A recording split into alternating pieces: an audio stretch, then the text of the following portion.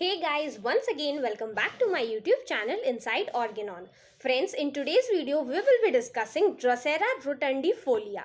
Friends, जब मैं आपके साथ ड्रोसेरा रेमेडी डिस्कस करूं तो आप इसके रेस्पिरेटरी सिम्टम्स पर ध्यान दीजिएगा because these are the symptoms जिससे मोस्ट फ्रीक्वेंटली एग्जामिनेशन में क्वेश्चंस पूछे जाते हैं। तो चलिए फ्रेंड्स, इसी के साथ ड्रोसेरा रोटंडिफोला को एलन की नोट से डिस्कस करना स्टार्ट करते हैं।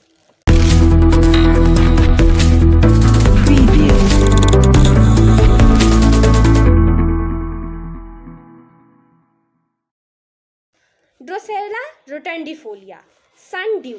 फ्रेंड्स, इसका जो कॉमन नेम होता है that is sundew and ये ड्रोसेरेसी फैमिली को बिलोंग करती है। अगर हम इसके थ्रोट की बात करें, क्लर्जी मैन सोर थ्रोट के कंडीशन में हम इसे यूज़ कर सकते हैं। क्लर्जी मैन सोर थ्रोट एक प्रॉब्लम होती है जो ज़्यादातर ओवर एक्सर्शन ऑफ थ्रोट की वजह से, जैसे सिंगिंग या फिर कोई भी स्ट्रीनस वर्क करने की वजह से, बहुत ज़्यादा बोलने की वजह से अगर वॉइस में प्रॉब्लम हो जाती है, that is known as clergyman sore throat. इसमें थ्रोट जो होती है that becomes painful with rough scraping, dry sensation deep in fauces. इसका जो पर्सन होता है उसके फॉसेस होते हैं वो इन्फ्लेम्ड हो जाते हैं। Voice hoarse, toneless, cracked, requires exertion to speak. So इसका जो पर्सन होता है इसकी वॉइस काफ़ी ज़्यादा हार्श हो जाती है and that person's voice becomes toneless and cracked and requires exertion to speak. उसे कोई भी बात करने में बहुत ज़्यादा मेहनत लगती है। Now, as I have already told you that the respiratory symptoms of these remedies are extremely important, so let's discuss them. Whooping cough with violent paroxysm which follow each other rapidly. इस remedy को हम whooping cough के case में दे सकते हैं which occurs in violent paroxysm. That means वो repetition हमें देखने को मिलता है and they follow each other rapidly, is scarcely able to get breath. इसका जो पर्सन होता है उसको इतनी ज़्यादा रैपिड खांसी आती है, पैरोक्सिज्म में खांसी आती है कि वो पर्सन जो होता है he is scarcely able to take breath, कि वो सांस भी ले पाए। मूविंग ऑन, यहाँ पर लिखा हुआ है wakes at 6-7 AM and does not cease coughing until a large quantity of tenacious mucus is raised.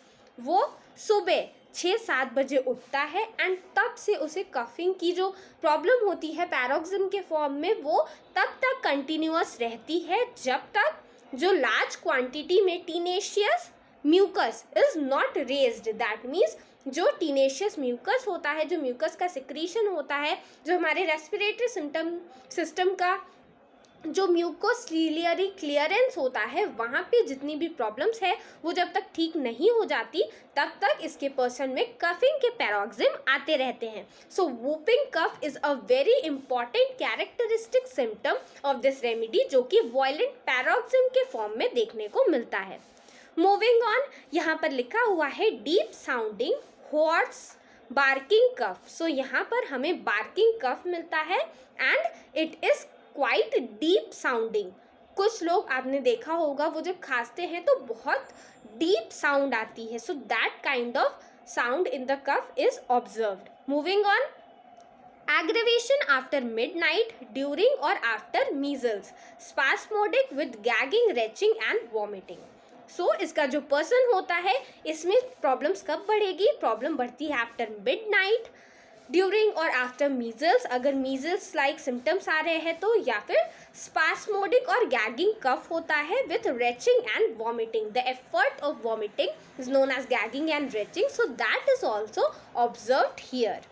Now moving on, ये चीज़ हम ब्राइनिया और काली कार्प से भी इसे कंपेयर कर सकते हैं। Now moving on, constant titillating cough in children. Titillating का मतलब क्या होता है? वो इरिटेट करता है इस एरिया को, so that is titillating cough. This can be seen in children, begins as soon as head touches pillow at night. जैसे ही वो बच्चा पिलो के ऊपर अपना सर रखता है तुरंत उसे कफिंग के पैरोक्सिज्म्स आने लगते हैं। So this is observed there.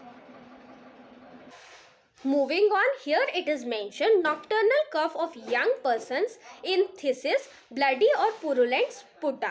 सो यहाँ पर लिखा हुआ है दैट फिजिकल कंडीशन, अगर ट्यूबरक्लोसिस की कंडीशन है तो नॉक्टर्नल कफ, अगर नाइट टाइम में कफिंग की प्रॉब्लम आ रही है, so in that condition and blood and pus is discard या फिर स्प्यूटम के फॉर्म में वो एक्सपेक्टोरेट हो रहा है, in that condition drosera we can prescribe. Now moving on, cough aggravated by warmth, drinking, singing, laughing, weeping, lying down after midnight. So इसका जो पर्सन होता है, हमने देखा कि as soon as the child touches the pillow, मतलब वो lie down किया, उसकी खांसी आने लगी.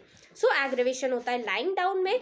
मिडनाइट के टाइम होता है वार्मथ से, कोई भी वार्म चीज़ का इंटेक करने से. And drinking, singing, laughing, weeping, that means almost all the things जो एक पर्सन अपने डे टू डे लाइफ में करता है, वो सारी चीज़ें उसे कफ प्रोड्यूस करती है. During cough, vomiting of water, mucus and often bleeding from nose and mouth. कई बार हमें कफिंग के दौरान इसके पर्सन में वॉमिटिंग, हमने देखा था ना, गैगिंग एंड रेचिंग हमें देखने को मिलती है.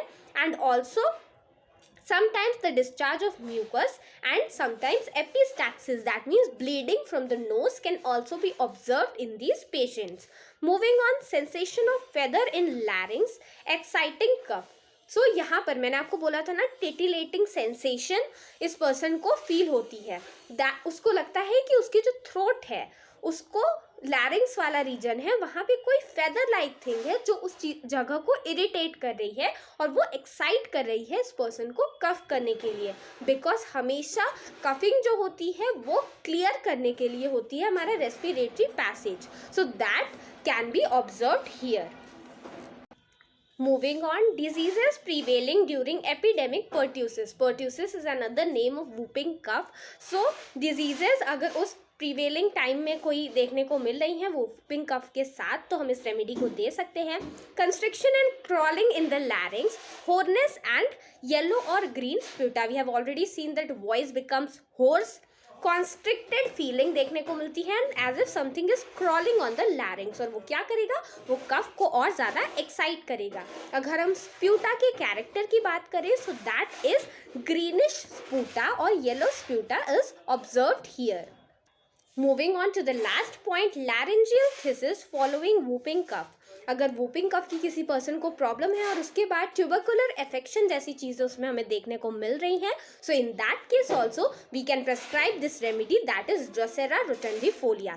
Friends, you have already seen that drosera में हमें बहुत सारे कफ से रिलेटेड सिम्टम्स देखने को मिले. सो इस रेमेडी में whooping cough, clergyman sore throat, basically ये रेमेडी जो है ये रेस्पिरेटरी ट्रबल्स के लिए बहुत इंपॉर्टेंट होती है. So friends, these were the key points of remedy drosera रोटंडिफोला.